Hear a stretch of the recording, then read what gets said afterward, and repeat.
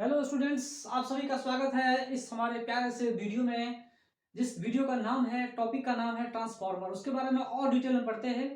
तो यहाँ देखिए, प्राइमरी और सेकेंडरी कॉइल दो लगे हुए हैं। और प्राइमरी कॉइल में टोटल नंबर ऑफ टर्न्स कितने हैं, एनपी। प्राइमरी सोर्स हमने एसी सोर्स लगा रखा है, इसको इनपुट सोर्स भी बोलते हैं। डायग्राम को मैंने सिंपल कर दिया बस समझाने के लिए। डायग्राम को सिंपल कर दिया, इसको मैंने क्या कर दिया, प्राइमरी सोर्स बना दिया। और इसमें नंबर ऑफ टर्न्स कितने हैं, एनपी हैं। और ये क्या है, सेकेंडरी कॉइल है जिसमें टोटल नंबर टर्न्स कितने हैं, एनएस है। ठीक है, इतनी बात समझ में आ गई। चलिए अब देखिए, प्राइमरी और सेकेंडरी कॉइल्स जो हैं, दोनों जो प्राइमरी और सेकेंडरी कॉइल जो भी हैं, उन दोनों में मैग्नेटिक फ्लक्स सेम होगा। एज्यूम करके चलिए, थोड़ा मोड़ा 19-20 होगा, फ्लक्स का चेंज होगा, लेकिन हम क्या करते हैं, एज्यूम करके चलते हैं सेम मैग्नेटिक फ्लक्स है। यहां और गौर करने वाली बात यहां पे ये है कि अल्टरनेटिंग सोर्स का करंट है यहां पर। ठीक है, तो ये अल्टरनेटिंग सोर्स ऑफ करंट जो है, जो भी आप देख रहे हो, ये इसके अंदर जो मैग्नेटिक फ्लक्स है, इसके अंदर जो मैग्नेटिक फ्लक्स है वो क्या होगा, वो जो मैग्नेटिक फ्लक्स है, वो मैग्नेटिक फ्लक्स अल्टरनेटिंग तरह से अल्टरनेटिवली चेंज हो रहा है। कैसे चेंज हो रहा है भाई? क्योंकि मैग्नेटिक फील्ड जो है इसके अंदर में क्या चेंज कर रहा है, जो करंट है, करंट ही तो मैग्नेटिक फील्ड को बदल रहा है, चेंज कर रहा है। और वो करंट कैसा है, तो एसी करंट है, अल्टरनेटिंग करंट, जो साइनसॉइडली वैरी कर रहा है, कॉस फाई थीटा एंगल से ओमेगा टी से वैरी कर रहा हो। तो साइनसॉइडली वैरी जब कर रही है तो मैग्नेटिक फ्लक्स भी साइनसॉइडली वैरी करेगा, इसमें भी और इसमें भी। ठीक है, मैग्नेटिक फ्लक्स अगर कांस्टेंट रहेगा तो क्या होगा, ईएमएफ तो इंड्यूस होगा ही नहीं, ईएमएफ तो कुछ चेंज करेगा ही नहीं। ईएमएफ इक्वल टू कितना होगा, 0 हो जाएगा। तो कहने का मतलब यह है कि इसके अंदर में जो मैग्नेटिक फील्ड है, स्कोर के वजह से वो ज्यादा है किसके तुलना में, जो कर, जो करंट इसके अंदर में आ रहा है, कॉइल के अंदर में, उससे ज्यादा है। ठीक है, आई बात समझ में? चलिए, इतनी बात समझ में आ गई। लेकिन यहाँ मैग्नेटिक फ्लक्स क्या हो रहा है, चेंज हो रहा है, इसमें भी चेंज हो रहा है, इसमें भी चेंज हो जा रहा है। और इससे जो बेहतर वाला डायग्राम मैंने बताया था वो बेटर था, लेकिन मैंने सिंप्लिसिटी के लिए मैंने डायग्राम को इस तरह से बता दिया कि जो आपके समझ में आ जाए। ठीक है, आई बात समझ में? तो अगर आपके समझ में ये बात आ रही है तो अच्छी बात है। अब ऐसा भी हो सकता है कि एक कोर हमने डाल दिया, कोर में एक प्राइमरी डाल दिया, दूसरा क्या कर दिया, सेकेंडरी डाल दिया उसी कोर पे, जैसे हमने पिछले वाले डायग्राम में डाला था, एक कोर पे। इससे होगा ये कि आपको ये समझ में आ जाएगा, same magnetic fluxes in both the cases, magnetic flux क्या होंगे, सेम होंगे। तो यहां भी आपको एज्यूम करना होगा। अगर आप एज्यूम नहीं कर पा रहे हो तो ऐसा समझ लो कि एक हमने आयरन का कोर रख दिया, इसके ऊपर हमने प्राइमरी टर्न्स बना दिए एनपी, और इसको हमने एसी सोर्स से कनेक्शन लगा दिया। ठीक है, और इसी के ऊपर हम सेकेंडरी सोर्स को लगा रहे हैं।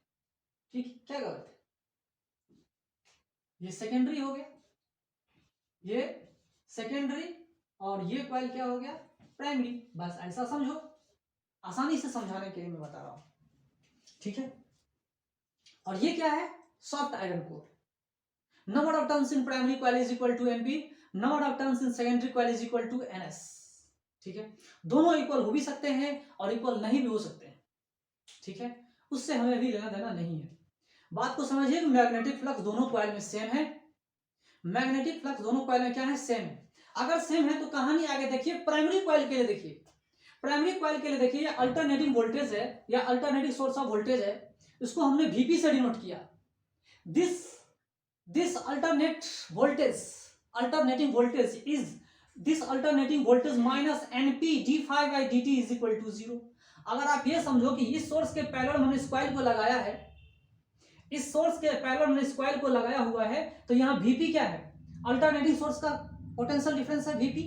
वीपी इसके अक्रॉस पोटेंशियल डिफरेंस है, minus minus NP D five by D T. ये क्या है, ये क्या है, minus NP D five by D T. ये क्या है, क्या है भाई, ये है करंट इन दिस कॉइल।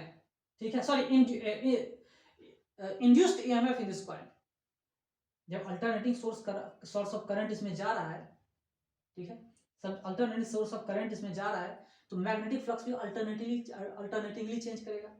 तो उसका समय के साथ कैसे चेंज हो जा रहा है, इसको हम लोग बोलेंगे N P d phi by dt। ये जो है ये नेट इंड्यूस्ड ईएमएफ है। ये क्या है? Induced EMF in primary coil. In primary coil याद रखिएगा, इन प्राइमरी कॉइल इंड्यूस्ड ईएमएफ इतनी है। तो मान लीजिए कि Vp प्रोवाइड कर रहा है अल्टरनेटिंग सोर्स और इसके अक्रॉस जो पोटेंशियल डिफरेंस आ रहा है that is equal to N P d phi by dt आ रहा है। और ये जो पोटेंशियल डिफरेंस है ये इंड्यूस्ड है। याद रखिएगा ये कैसा है? इंड्यूस्ड। ये कैसा है? इंड्यूस्ड। किसके वजह से इंड्यूस्ड है? तो इसके वजह से। तो ये दोनों क्या होंगे? पैरेलल में है, तो ये दोनों में क्या होंगे? इक्वल होंगे। दोनों के दोनों पैरेलल में, तो इसका मतलब क्या? Vp is equal to N P d phi by dt। तो ये जो सोर्स है अल्टरनेटिंग करंट का, अल्टरनेटिव वोल्टेज का ईएमएफ है, और ये क्या है? इंड्यूस्ड है।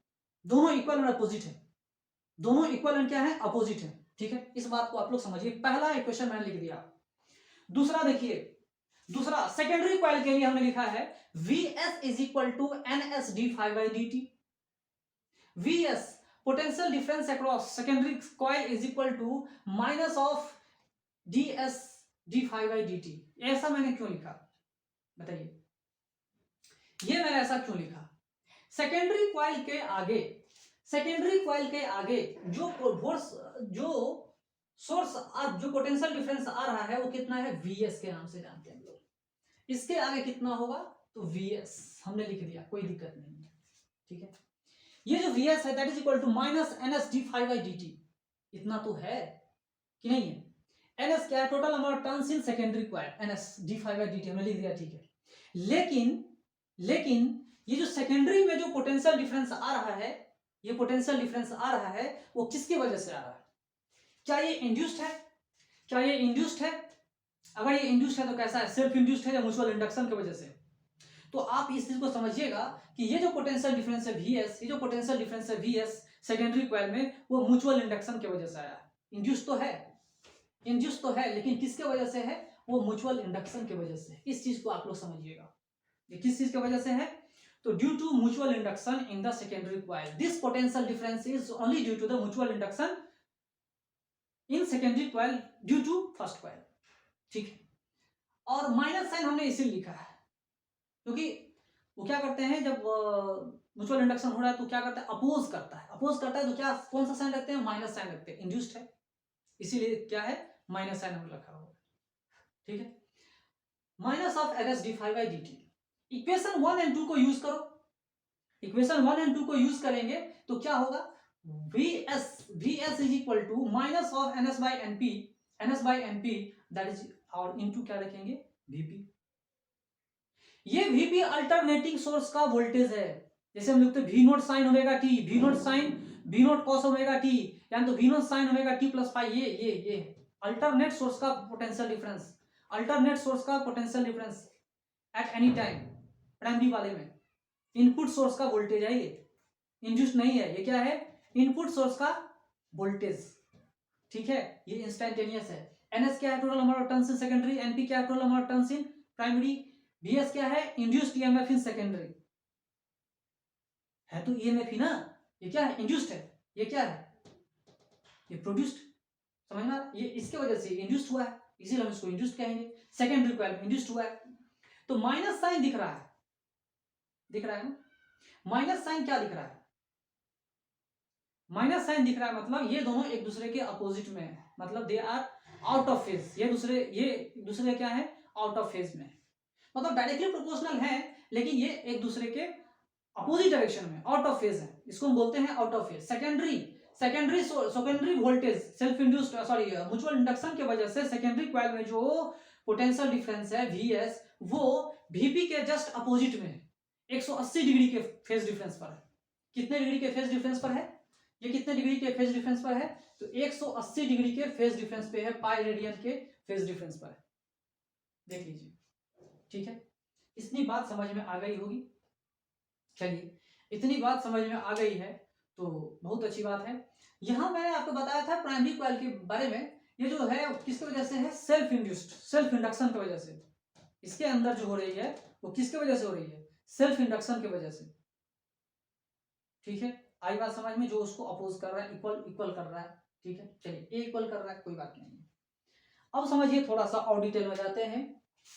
यहां देखिए कि बाहरी सोर्स से हमने किसी रेसिस्टर को कनेक्शन अभी नहीं लगाया है। सिंपल सा केस, केस 1, पहला केस, पहला सिचुएशन, पावर ट्रांसफर की हम बात करते हैं और टॉपिक डाल देते हैं पावर ट्रांसफर।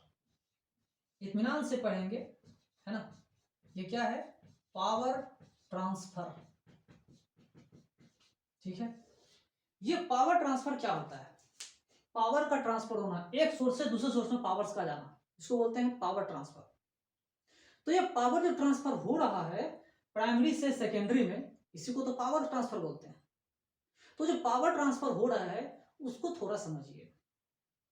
ठीक है, जो पावर ट्रांसफर हो रहा है उसको समझिए। ये देखिए अल्टरनेटिंग वोल्टेज है, और ये क्या है? इंडक्टर या कॉइल। ये अल्टरनेटिंग सोर्स ऑफ वोल्टेज या इंडक्टर, ये अल्टरनेटिंग सोर्स ऑफ वोल्टेज और इंडक्टर। और याद कीजिए, अल्टरनेटिंग सोर्स से जब इंडक्टर को लगाते हैं तो क्या होता है? तो क्या होता है? तो उनके अक्रॉस वोल्टेज और करंट होती है ना, जो इनके अक्रॉस वोल्टेज है और इसके अंदर जो करंट है, वो एक दूसरे के, उन दोनों के बीच में जो फेज डिफरेंस होता है वो कितना होता है? 90 डिग्री के फेज डिफरेंस पे होता है। ठीक है, कितना होता है वो? 90 डिग्री के फेज डिफरेंस पे होता है। तो एवरेज पावर की बात हम अगर करेंगे प्राइमरी में अगर हम एवरेज बात करेंगे, और ये हमने इंडक्टर जो है आइडियल इंडक्टर समझा है। अगर आपने आइडियल इंडक्टर समझा है तो, अगर आप आइडियल इंडक्टर नहीं समझते हैं तो एज्यूम कर लेंगे कि इसकी रेसिस्टेंस जो है वो बहुत बहुत कम है। तो हम कंसीडर कर सकते हैं कि जो पावर जो है डिलीवर्ड कुछ ना कुछ कर रहा है। ठीक है, जो पावर ये एसी सोर्स दे रहा है कुछ ना कुछ डिलीवर कर रहा है ना। लेकिन इंडक्टर कुछ पावर लेता ही नहीं है, क्योंकि इन दोनों के बीच में, इसके पोटेंशियल डिफरेंस और करंट के बीच में जो फेज डिफरेंस है 90 डिग्री है। और एवरेज पावर की हम बात करें तो आपको याद होगा formula, power average is equal to voltage into current and cos phi. याद रखिएगा कॉस फाई। और यहाँ पे फाई क्या है?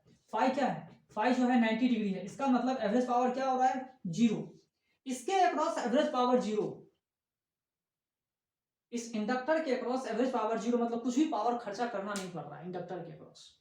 ठीक है, एवरेज पावर इक्वल टू 0। ठीक है, चलिए अब इसको हमने एक्सटर्नल सोर्स, कोई रेसिस्टर से, कोई इंस्ट्रूमेंट से, कुछ किसी भी चीज से नहीं लगाया, फिर भी इसको थोड़ा सा स्मॉल रेसिस्टेंस मान लेते हैं या नहीं मानते, ये भी आइडियल इंडक्टर अगर हम समझते हैं, बहुत कम रेसिस्टेंस मान लेते हैं या बिल्कुल रेसिस्टेंस नहीं मानते हैं, तो कहानी क्या होगी? तो क्या होगा? तो अब वही होगा जो होना चाहिए। अब इसमें क्या होगा, जब करंट ही नहीं है इसके अंदर में, तो पावर आउटपुट पावर कितना है? Power output is equal to what? Power output कितना होगा? Power output is equal to कितना होगा? 0। क्यों? करंट ही नहीं है। करंट आउटपुट कितना आ रहा है? 0। इसीलिए पावर कितना आ रहा है? 0। इंड्यूस्ड ईएमएफ तो है लेकिन करंट ही नहीं है। करंट क्यों नहीं है? क्लोज सर्किट नहीं है। क्लोज सर्किट नहीं होने की वजह से करंट 0, इसकी वजह से पावर आउटपुट कितना होगा? 0। मतलब इसका पावर जितना हो रहा है, जितना पावर इसको कंज्यूम, इसको देना पड़ रहा है, कुछ ही पावर नहीं देना पड़ रहा है इसमें, उतना ही पावर इसके पास आ रहा है। समझ में आ रहा है? बीच में कहीं लॉस नहीं हो रहा, दोनों का दोनों क्या हो रहे हैं? सेम पावर पे काम कर रहा है। ठीक है, और हम लोग स्टडी करेंगे, और इसके ऊपर हम लोग स्टडी करेंगे जब हम, अब इसको क्या करते हैं दूसरे केस में, अब इसके अक्रॉस एक रेसिस्टर को लगाएंगे, एक लोड को लगाएंगे, एक्सटर्नल लोड को लगाएंगे, अब ये आउटपुट सोर्स बनेगा, तो कहानी क्या बनेगी उसको समझेंगे। ओके।